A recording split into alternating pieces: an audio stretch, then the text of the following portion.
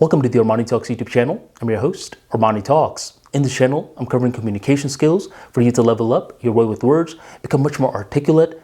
In today's episode, we're entering the world of social skills, and we're going to be breaking down why a private life is a happy life. There was this one video that I was watching of Floyd Mayweather Jr., and I believe he was in Dubai, and the headline was, Floyd Mayweather gets treated like a king. And this headline was very powerful in nature. It seemed very appealing. Then I looked at these clips that they had of Floyd Mayweather. He was surrounded by people, and he was being closely followed by some big bodyguards. He was trying to walk, but he was getting bumped left and right, and he seemed to be at peace. Like the way that his face was like, look, I've been doing this for the past 20 years. I'm used to it.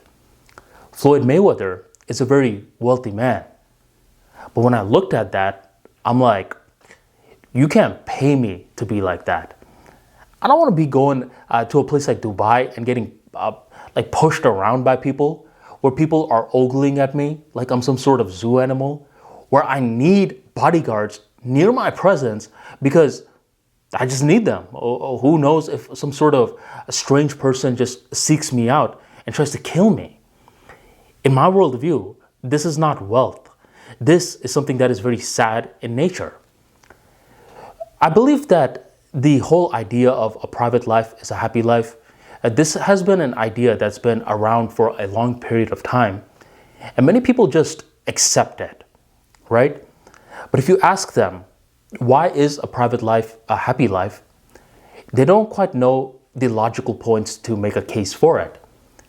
I believe the logical points can be very simple in nature.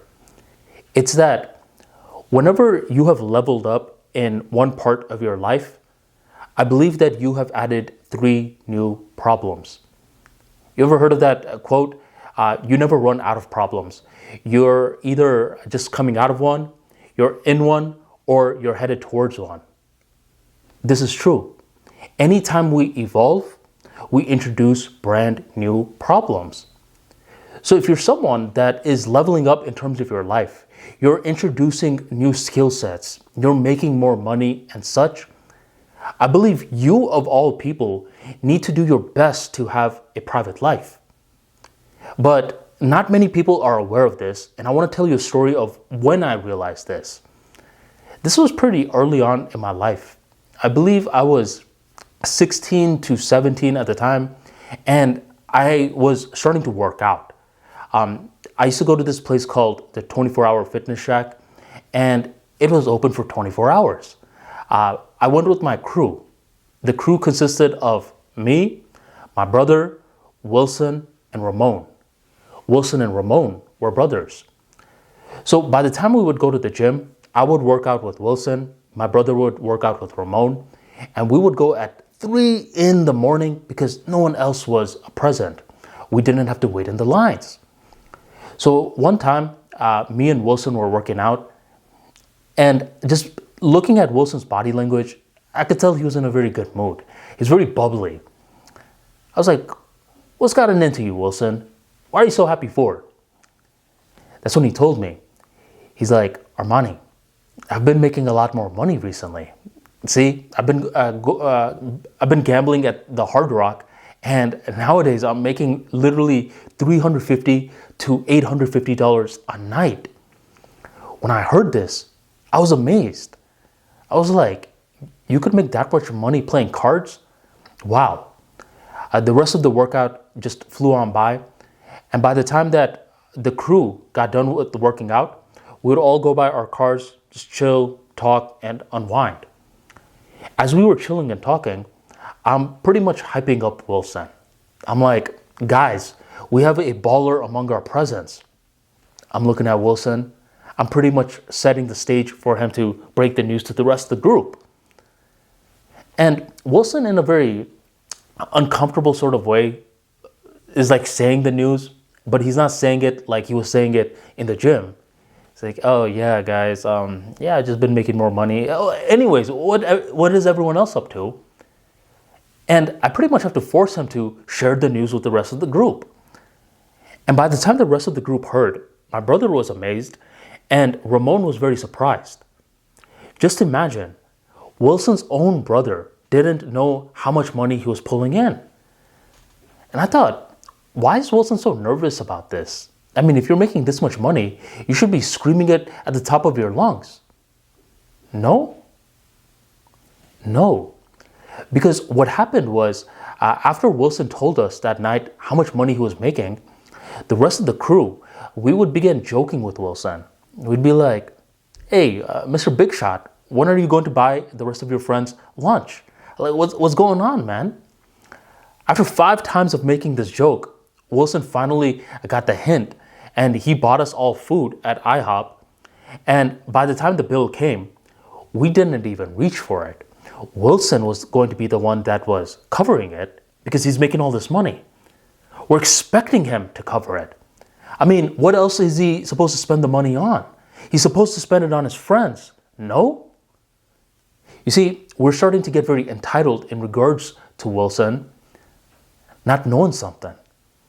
The reason that Wilson was making all of this extra money was because his father was not present.